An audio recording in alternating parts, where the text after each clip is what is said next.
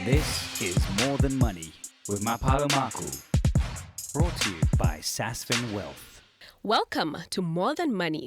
I'm Mapalo Makhu, a personal finance columnist, and I love having money conversations that change people's perspective about finances. Why am I doing this podcast, you might ask? To talk about money. Not the paper stuff. I mean the baggage, the feeling, the emotional, heart-wrenching stuff. We find this conversation so uncomfortable to have, which is why on this podcast, I have decided to have this very difficult conversations. We are going to have some difficult discussions because better money conversations lead to better money confidence, and healthy money dialogue leads to healthy money decisions. Today, my guest is the delightful Darryl Bennett, and he's the wealth manager at Sasfin. Thank you so much for joining me today. Thanks, Mapalo. Thank you very much. Wealth advisor. Wealth advisor. We did debate that word, whether we're wealth managers or wealth advisors. And I suppose some companies have got wealth managers. Yes. But we stuck with the wealth advisor role. Because you are advising people on how to manage their wealth. Is that so? Well, you're collaborating with people. You are advising them, but you're collaborating with portfolio managers. Yes. Who are constructing portfolios, fiduciary specialists who are doing estate plans, risk specialists, healthcare specialists. So you're collaborating. Man, I guess what's in a word? At one stage... A lot can be in a word. A lot can be in a word. We were insurance salesmen, we were brokers, we were independent financial advisors. Some companies called us wealthsmiths. Wealth advisor, I think is a good word. I think those two words. It encompasses what it is that you do for your clients. I think so. All right. Before we get into what it is that you do, I want to hear more about you. How did you get into this space? It's a very good question. Just to let you know, I've done 36 different jobs in my life. And I've 36 different jobs. How I got into this business is a very interesting story. My brother, who is a chartered accountant and hates the telephone, said to me many years ago when he was working for a company called FedSure that was ultimately taken over by Investec, I think it was, said to me, you, Darryl, must get involved in this business. You love people, you're good with people, you can sell, you must get involved. And I thought, oh my goodness, I'd have to sell my soul to the devil to sell life insurance. I could never do it. However, the seed was planted in my young 20s. Fast forward many years later, and my wife at the time had a partner who was quite senior at Liberty Life. And I was working in an advertising company before, and I did very well, and I felt like a change. And that seed that was planted in my brain many years earlier, I thought I'm going to act upon it. So I went for an appointment, and I phoned him up. His name was Michael Jackson, not the singer. Not the singer. And I went to him, and I told him what I was telling you, and I was 36 at the time, and I thought, haven't I missed out? He said, not at all. And that's where my journey began. And I joined a company, Liberty Life. I was an agent at North City in Houghton, and I became an insurance salesman. And I ran around selling people life insurance policies and retirement annuities, and I did that for a couple of years, and I was doing well. And then Sasfin approached me. And why did I join Sasfin? There were three reasons I joined, in no particular order. One was to be independent. I didn't like it when people said to me, you're a lovely guy, but I don't want liberty. It's like, I want Pepsi, not a Coca-Cola. So I liked it that I could be independent. We contracted with 35 different companies. So that was the one reason. The second reason was to leverage off the Discovery Medical Scheme. And the third one was to do personalized share portfolios within the retirement fund space. That's how it began. And as the years have gone by, the industry's evolved. I've evolved. There's been huge changes, for everybody concerned. At the end of the day, it's a very noble profession. You're custodians of people's money because it's intangible. I'm not selling you a product that you can touch and feel and you can exchange. It's sensitive. So therefore, it's all about relationships and it's all about trust. Ultimately, it's all about trust and authenticity and working with people and having a view that it's a long-term game, not to go out to sell a product for a quick fix or a quick buck and to sell, because people they've worked us all out. They've worked, and there's good people and bad people, and in the industry it's been tainted in the past with very bad much so. life insurance salesmen and the brokers and Bad people. retirement annuities. And people don't have enough, and it was good for the shareholders but not the policy holders, and people put them in the wrong products and they sold them a particular product and then they ran away. Yeah. And then they never saw the It person was again. just for commission most of the time. But then they never saw the advisor again. So there was no one to do the review. And life, is all about change, and people's circumstances change all the time. And yet the person who sold him the policies disappeared. Now he didn't need it. So I'm very lucky. I bumped into my CEO the other day, and I looked at him in the lift. It was about 7 o'clock at night. And I said, I love what I do. I love what I do. It's not work. It's a passion. It's a labor of love. It's a vocation. I live it. I eat it. I dream it. I sleep it. I'm working 24/7, 365. You do need some rest, but I love the fact that you are passionate about it. Well, the thinking. Yes. And I say to my children, I say to people, if you can find something you love, you'll never do a day's work in your life. Absolutely. Where did you get the courage at the age of 36 to say, I'm going to start a new career? Well, you hit the nail on the head. The operative word was courage. You needed courage and bravery. And I think what was important was to act on your truth, for me, as I said to you, the seed was planted. I knew I wanted to explore that opportunity, and I did. And sometimes in life you don't know until you try. I'm a risk taker. I thought, what, I'm going to try. I had a wife, I had a young daughter, and my wife then became pregnant with the second child. Sometimes you need to act on that leap of faith. You've just got to jump into the deep end and do it. Life is short. If it doesn't work, try something else. Sometimes you just got to do it and not think about it too much. I suppose you can do a pros and a cons, and you can write it down and have more of a considered approach into a career you want to choose or a job you want to choose. But as I said to you, I've done so many different jobs. It was just part of my journey, and I'm fortunate that it has been a good road. Yeah. So now you mentioned something very interesting. Already you had a wife then and 2 kids, if you can call it that. How hard is it to look at your reality of your responsibilities versus the dreams that you want to follow for yourself? I suppose at the time I was under tremendous pressure, and I think pressure's good. There's good pressure, there's bad pressure. A diamond is made under pressure. Yes. I had a sense of responsibility because I had a child to raise. I had to feed them. I had to pay the bond. I had to put petrol in my car. And I think one has an innate drive inside them. You either a human being who's got that drive and desire and is a self-start and self-motivator, and basically it's my own business within a business.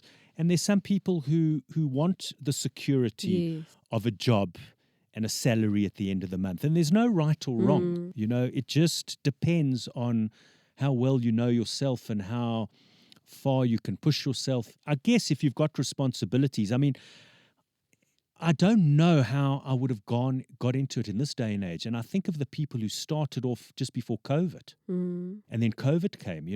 My timing, had I just started the business before COVID, my business would have fallen off the cliff. So I guess if you're going into your own business and you want to do your own thing, you need to be a self-starter. You need to self-motivate every day. You can't rely on other people to drive you every single day. There are no days off, unfortunately. Take us back to Darryl at the age of 10, how you grew up. Fortunately, I was very, very fortunate. I had my biological mother and I had a beautiful black woman who worked for my family, but I was very close to her. Her name was Regina Bafedile Molomo, and she raised me as if she was my mother because my mother was working. My mother was out selling encyclopedias. Maybe that's where I got my sales skills from, as my mother. She sold encyclopedias, And as a 10-year-old, I loved primary school. I was at Rosebank Primary School, and it was an adventurous primary school. It was part of the old TED, and they did a different project on that school. And we used to have geography class on the parking lot. And I played soccer, and I loved soccer, and I played cricket, and I loved the limelight as well. I remember as a little boy, I would stand up and sing a song and take a tomato box and take a piece of string, and energetic and passionate, and I had lots of friends, and I was happy. I was a happy-go-lucky chap, happy-go-lucky kid as a 10-year-old, and I loved school, and I used to kiss the girls in the bulrushes. They were beautiful, the girls, and then they went to Hyde Park High School, and my parents sent me to Greenside High School, which was a very good school. As a teenager, coming from a place where I was pretty much a big fish in a small pond, I became a small fish in this big pond. And I became introverted, and I became this little pimple-faced teenager who was very shy. And I was in a class where there were 4 boys and there were like 28 girls, and they were loud. And I struggled. Grade 8, which was standard 6 and standard 7. And then what happened was, it was an interesting thing. I used to run, and you're going through puberty, and I think I was in standard 8. And I shot up that year, and we had the 100 meters at the inter-house sports.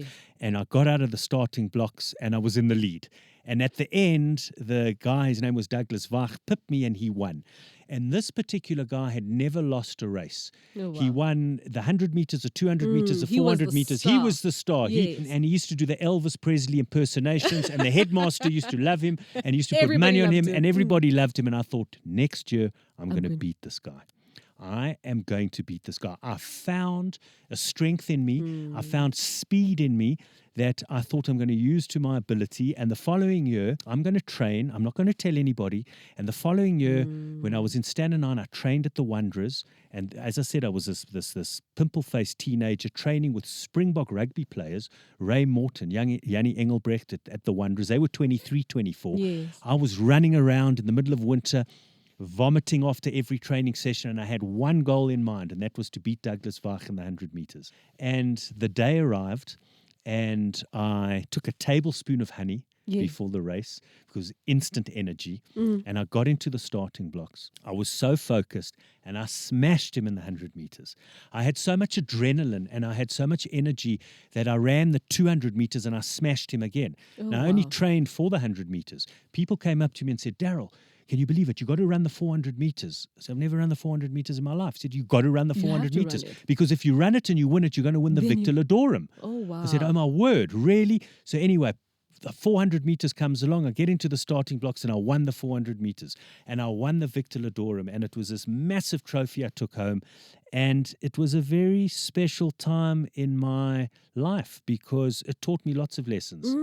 It taught me about goals and challenges, and that if you set your mind on achieving a goal, you'll be pleasantly surprised how you can overshoot that goal sometimes. And that's what happened to me. I like something that you said there, that when you trained, you said, I'm not going to tell anyone. You didn't scream and shout it to everyone. You said, this is my goal, and this is exactly what I'm going to do. Yes. Why at that age would you have that in you to say, I don't want to tell anyone, but the results are going to show?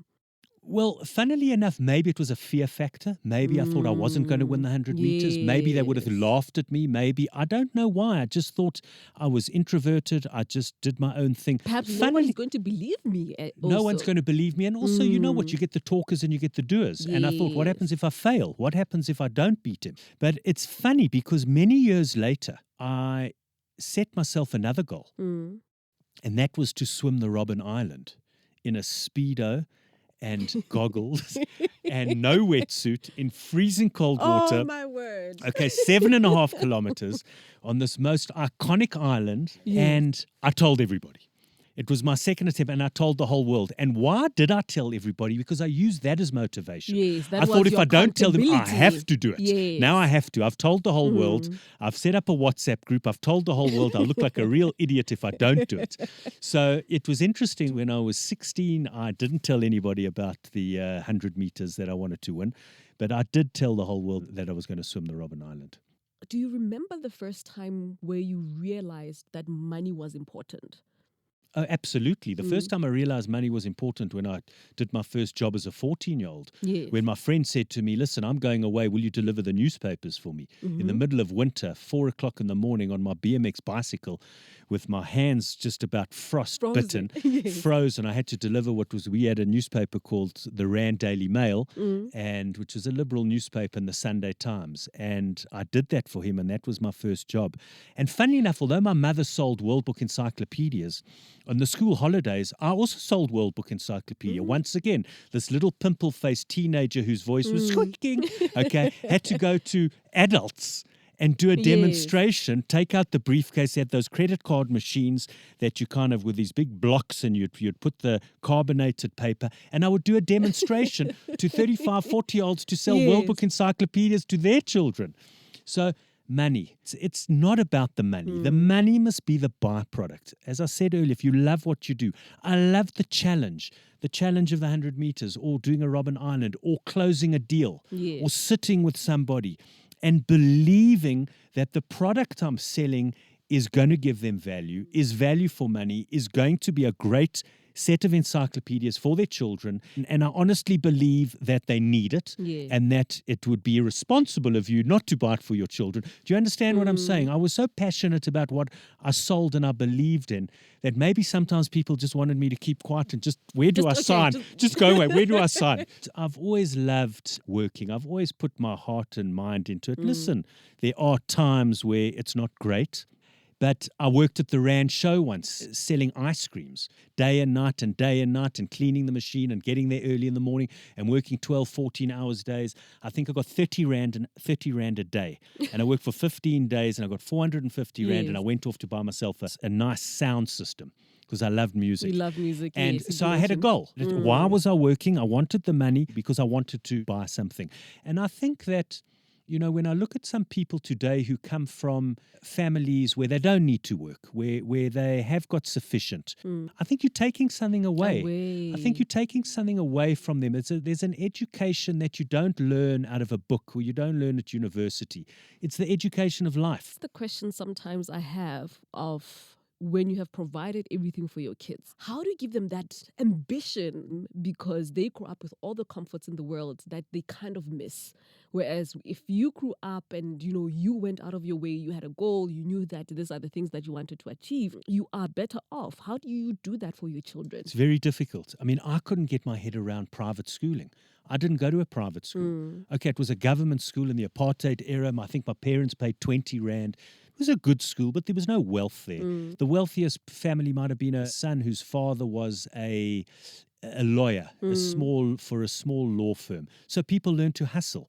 I look, when my children are finished school now, but I could never get my head around private schooling. I'm glad I could afford to send them to private schooling, but that's not where I come from. So it's difficult. There's a sense of entitlement. There's instant gratification. It's who's got the bigger car, who's gone on the grandest holiday, who's got the fanciest shoes. Why don't I have white shoes? I've only got the blue and the red shoes. My friends have got the other shoes. And I think you take certain values away, and instincts, and maybe a hunger and a drive that not all the time.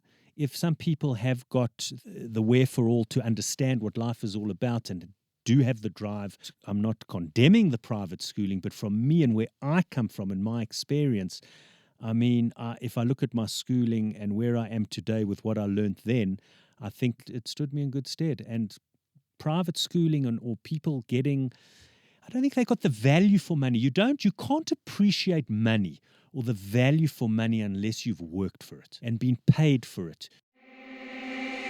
You are listening to More Than Money, a podcast collaboration brought to you by Sasfin Wealth. At Sasfin Wealth, we empower our clients to reach their global investment goals, to retire with dignity, and to leave a lasting legacy.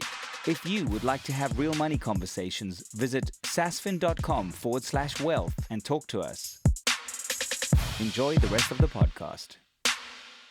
You have kids, right? Yes. You said you have two daughters for my two beautiful sons. daughters, right? How did you teach them about money? Sure, I'm still teaching them about money. Well, my daughter, one day, I sat with her and I wrote down all the different jobs I've done. Yes. From delivering newspapers to working in a casino to working in restaurants to working at the Tattersalls to advertising to selling World Book encyclopedias. I did the whole list with her. Sure, it's difficult because they haven't worked. They've been fortunate enough that they've gone through schooling and they're at university now. And there have been little things I've tried to do unsuccessfully. I've said to them, I've got all the stuff, or I don't really need those shoes, or I don't really need those books. Why don't you sell it? You know all the technology. Yes, put it on now. Gumtree or put it here. Sell it for something and we'll do a deal. I'll give you half the money. Do you think that's happened? No. So it's difficult. Maybe I've failed. Maybe I haven't been able to teach teach them, and maybe I can't teach them at a certain level until they're working. The bunion on your toe is the bunion on your toe. Yes. They need to feel the pain of what it means to work and the sweat, blood and tears that goes with it. And the hard work and the time you put in. I can talk till the cows come home. But they're But you not have to really. You've got to experience experience. it for I think themselves. so. I Yeah. think so. Do you remember a time when you made a financial decision and you were not proud of it? Many times. If I think of all the wastage, when you examine your life, as somebody says, you examine your life, certain parts can be insulting. When I think of the wastage and the money I wasted, perhaps drinking in bars and nightclubs and buying stuff that I didn't really need or wanted. This conspicuous consumption. Absolutely. And how I wasted time and procrastinated and just kind of like had no clue or no thought process about it, or just kind of like running on a treadmill and not stopping to breathe and think, and realize, what is it I really want and where am I going, and giving myself that space and time between here and there to put together a goal and to accrue the wealth for something that I ultimately want. Yeah. So there are plenty of moments. Although one moment I tell you that I'm quite proud of is my motor car. Your my motor car yes, that I was speaking to the other. Yes. My motor car, like I say, a motor car is like a body. Okay, you get one body. Yes. You get one body in life, look after your body. Get one motor car, look after the motor after it. car. You as a body, you got a doctor, find a mechanic and look after the car. Because if you want to create wealth, then you want to get out of debt. So that's been a good habit. Yes. If you want to break a bad habit, substitute it for a good habit. Okay, so let's Yeah. talk about your motor car. You've had it for how many years now? 18 years in 18 September. years. 18 years. And in South Africa, we've been brainwashed that after 5 years, this car is going to break down because you don't have a motor plan now.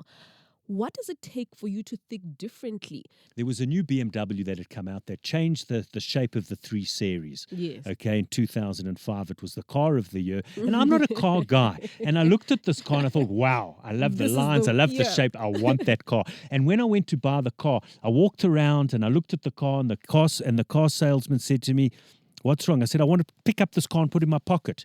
He said, "Do yourself a favor, get in the car. It's a piece of metal. Get in and drive it and enjoy it." Yes. And why I chose that car as opposed to, say, a Toyota or and maybe it was the salesman who said to me, if you buy a Toyota or a Mazda, after 6 months, you won't enjoy it. But the BMW, the sheer driving pleasure, every time you get in it, you're going to love It's it. still a So wonderful drive. I paid off this car. I had a balloon payment. I had to refinance it. So after 7 years of paying off the car, I thought, I'm keeping the car.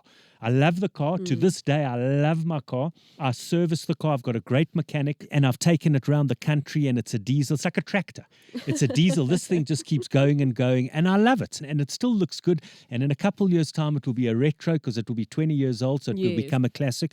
But seriously, the lesson is that I think when people see these fancy cars, a couple things are happening. Their ego, feeding their egos, and they are getting involved in something they can't afford to keep up with the Joneses or the Shabalalas, and they're putting themselves under pressure. For what? For what? People don't really even care about them driving around with a fancy car.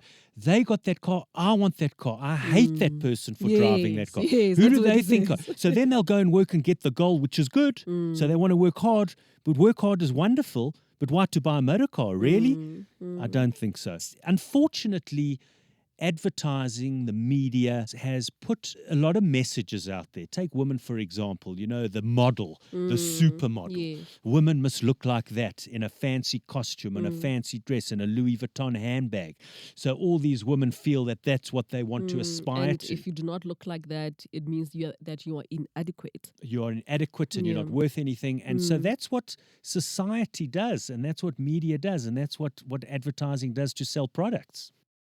How do you then, with your clients, sort of bring them back to maybe the reality, or to look at their goals and say, this is actually what I want to achieve in your practice? How do you help them block out the noise, if I can call it that? You've got to build the relationship. You've got to build the relationship so the client can open up and they can trust you. You've got to put the pieces of the puzzle together. So I say financial planning, if you've got a 5,000 piece puzzle, where do you start? Where do you start? The corners. That's what I said as well. You don't. You look at the picture. You look at the picture, then you take the corners, then you do the outline, and you've got the Yes. boundary, and then you fill in the puzzle. So one does what's called a financial needs analysis. A person must get to know that person. So before I put a solution in place, I need that person to tell me a little bit about them, what their life story is about, what is their money script, what is their pain associated with money, because everybody's got pain associated with money.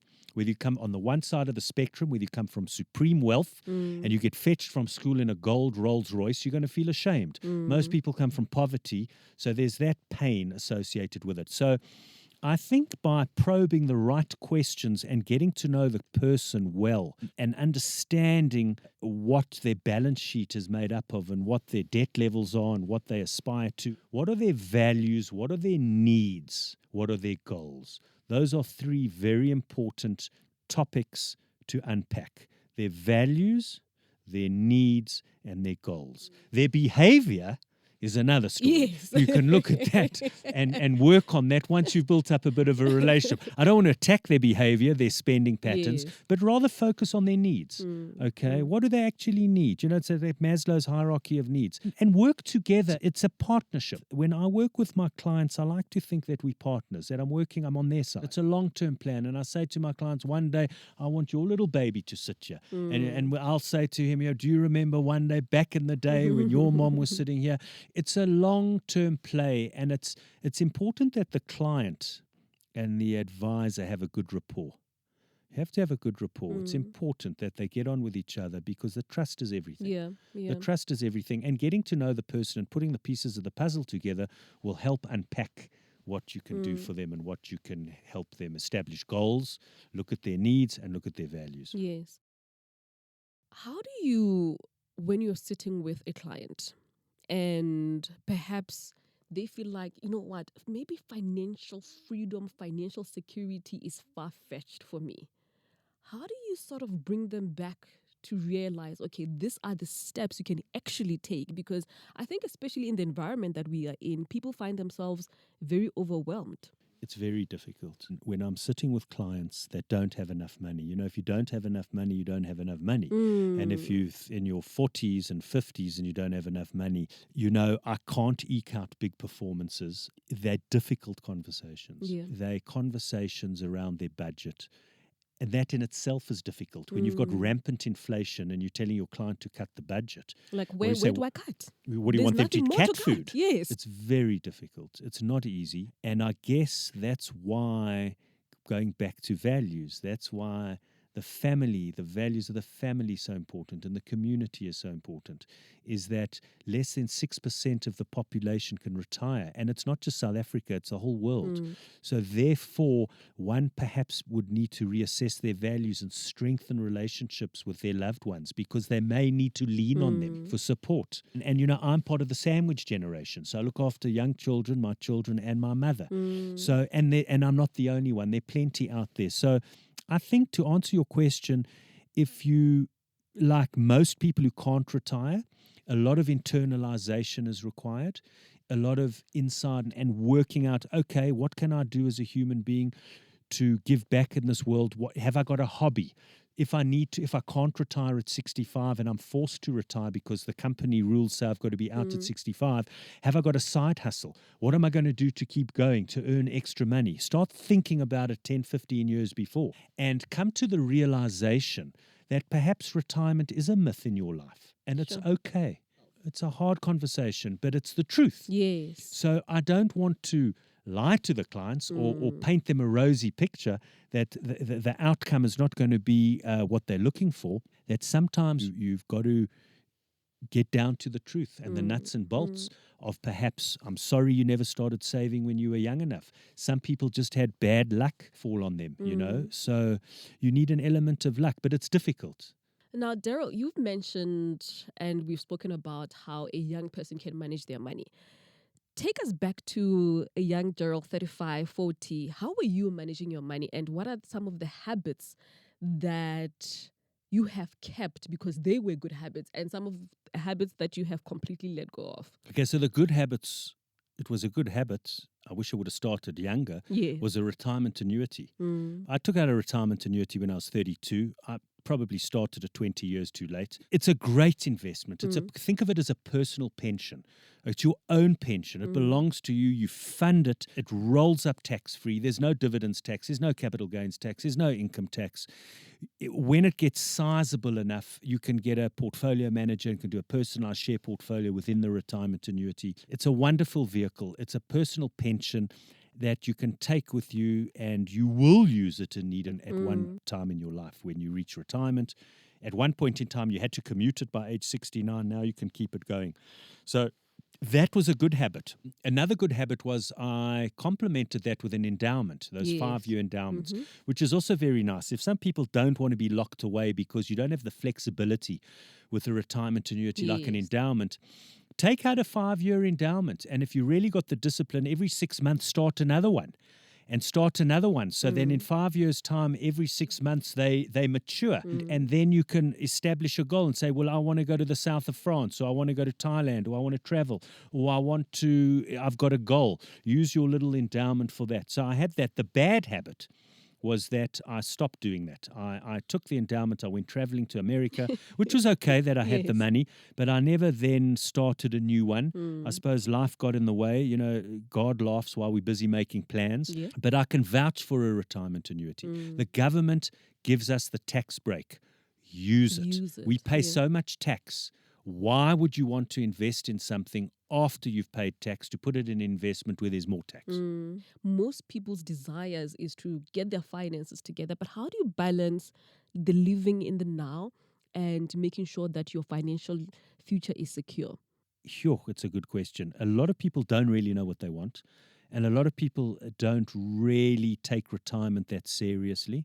It also depends on what you're doing. You know, you've got to back yourself. So depending on what you're doing as a job or as a career, if you're fortunate enough to be in a career or a job and you know you've got future earning potential, then it's okay to have little rewards along the way before it. You've got to give yourself a reward. You know, what's it worth? Or otherwise, at the end of the day, you've got to live a little bit. But to find the balance shows a sense of maturity.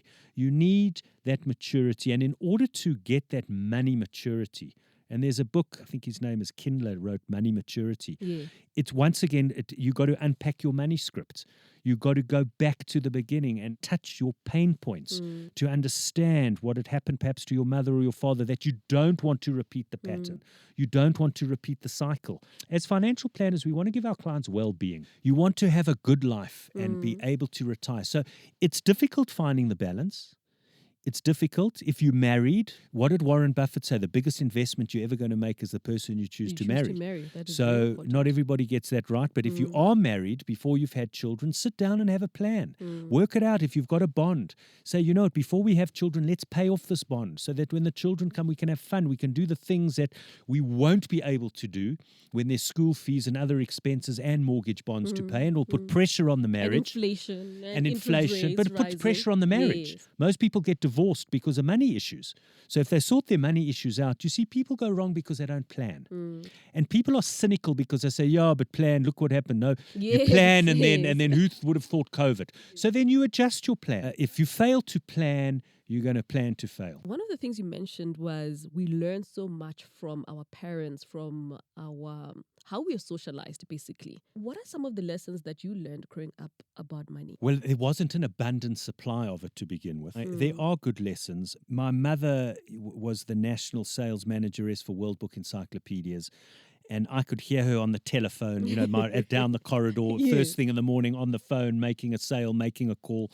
So I suppose she instilled a sense of hard work. And my father got up and worked, and they were disciplined in the sense that they showed responsibility in order to provide for myself and my brother. I have one brother.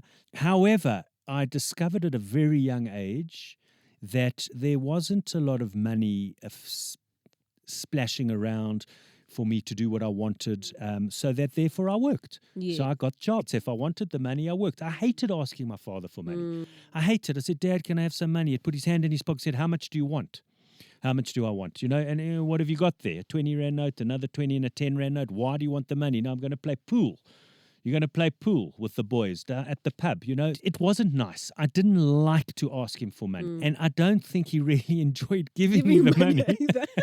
I kind of learned, I thought, well, okay, Darryl, you want money, go out and fetch it Yes, yourself. go I think earn what I it also yourself. realized, although I did have a lot of jobs, a point in my life came ultimately that I wanted to be my own boss. And I'm fortunate that I've got my own business within the business, that Sasfin instills the responsibility and trust in me to manage my business within the business. Yeah. I've always wanted to be my own boss. I've never wanted to have a direct boss. It's just in my nature. Yes, I can definitely see it. Now, Darryl, let's talk about your divorce. I know, obviously, with a divorce, not only the emotional challenge that comes with it. What were the money challenges? What was the conversation like? Well, I got to go back a bit. Yeah, I got Yeah. married impulsively. I got divorced impulsively. And divorce is very painful, and I don't wish it on anybody. I really don't. And I know sometimes you don't understand something until you've experienced it, be it a Yes. death or a divorce. Yeah. It's brutal. It has rippling consequences. It will have for the rest of my life, and it will have an impact on my children for Yeah. the rest of their life. Things were going okay. Well, when I say okay, we had a divorce settlement, and I paid 60% of my kids' school fees, and my ex-wife paid 40%. I paid the medical aid. I gave her maintenance for the children. Now the children are old enough, so I pay them directly. Yes. One of the reasons that led to the divorce was money. Funnily enough, because when we were married, and I would say, we're under financial pressure with this mortgage bond, why don't we sell the house and go live in another area? But unfortunately, she didn't want to do that. And so most reasons people get divorced, the two main reasons is sex and money. Yeah. So, what have I learned from it is to make sure you and your partner are on the same page, and you have got the same plan, and you are aligned together with a plan, and be mindful of the money issues so that it doesn't put a strain on your marriage. One thing we forget to communicate is, as couples, what if one of us loses a job and we cannot maintain a similar lifestyle? That's why you need an emergency fund Yeah. that we spoke about earlier. Yes. The emergency fund is so important. Before you put money into a retirement annuity or an endowment or the stock market, you need an emergency fund. You need it not only for the geyser that's bursting, but for in case somebody loses their job. Absolutely. But I think that it would be important for couples to go for counseling before they get married, because you don't know what you don't know. Yeah. And if you've got a clean slate and boy meets girl, or two people meet each other and they don't have a plan, then the risk will build. There will be times where their marriage will be stretched. There will be expenses that will arise later on that they don't have now. Yes. So you've got to go into it in a very mature, unromantic way. Okay. Yes. Take the romance out of it. Out of it, yes, and think practically. But I think oftentimes, I'm just going back to your wife not being comfortable with reducing the type of lifestyle, is oftentimes people think, what will my friends say now? Well, you're trying to keep up with the Shabalalas and the Yes, Joneses. yeah. It's funny. Life is wasted on the youth. What did it Oscar Wilde says. True. But going back, everything goes back to a plan. You want to build a building, you need a plan. You want to Yeah. build a life, you need a plan. You've got to get the foundations right. You need to show a sense of maturity and work with people, because sometimes communicating with your spouse, you perhaps don't necessarily get all the context that you would want if there was a third party looking in at you, okay? That it's like therapy, you might have a close friend or a brother or a sister, but sometimes it's good to have a mirror or a springboard with a stranger, somebody who's different, where you get a different view. So I think it's a very responsible and a mature thing for a married couple, even if while they are married, to go for counseling to help them. The financial advisor today has evolved. Yeah. Okay, they got to be a counselor, they got to be a coach, they got to understand the psychology of financial planning. And I think it would be wise for a married couple, if they are finding themselves under a little bit of financial difficulty, to go for help, seek help, and get a different perspective. What are you most proud of so far? My children. Your children? I'm blessed. And we were talking about divorce, and I still feel I chose the right woman who gave me the most beautiful children I could have ever asked for. I am wary because they're women. From an emotional point of view, they're young ladies, but I will always be worried as a father. Yes. But so far, I am so proud of them. They're the apple of my eye. I'm seeing them next week. They're studying at university. That is my that is my purpose. That is my meaning in life. everything I do, I don't need much for myself. I really don't. You know, you always want to do better for the next generation than you did for your generation. Does that answer your question? It does. My children, I don't even have to think about that. I love it. Then the last question. What fears do you still have about money? It's probably on a macro level. You know, what's happening with South Yeah. Africa recently, the rand has depreciated and we rely on a lot of imported goods, and we don't want to get to a situation like Zimbabwe where the currency became useless and you had hyperinflation and that all sorts of anarchy and all sorts of revolting things can happen. But that's on a macro level. For myself, I don't really. I guess it's, you know, I get up in the morning and I work and I take nothing for granted. And even though I know I'm going to get paid at the end of the month, I work as if I'm not going to get paid at the end of the month. You know, like funnily enough, my daughter needed quite a large amount of money yesterday. And normally, knowing the Darryl perhaps a while ago, I would have panicked and would have been anxious. And how am I going to pay this? I relaxed. It's only money. It's an energy. You know, it's not about the money.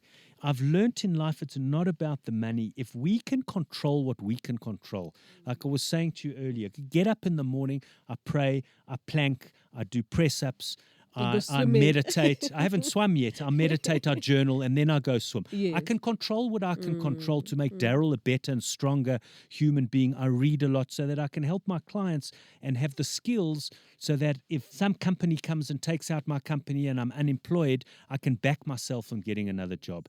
So to answer your question, I don't really have fears. I'd like my children to get off my payroll, but you know what? That will come in the next 20 years. Who knows when that will happen? I may have other fears, but money, it's an energy. Darryl, thank you so much. It was such a pleasure talking to you. I love your energy. I love your wisdom and just how open you've been throughout the interview. So thank you so much. Thank you, Mapalo. I loved that. It was great. This was a Sasfin Wealth podcast. Visit sasfin.com/wealth for more information.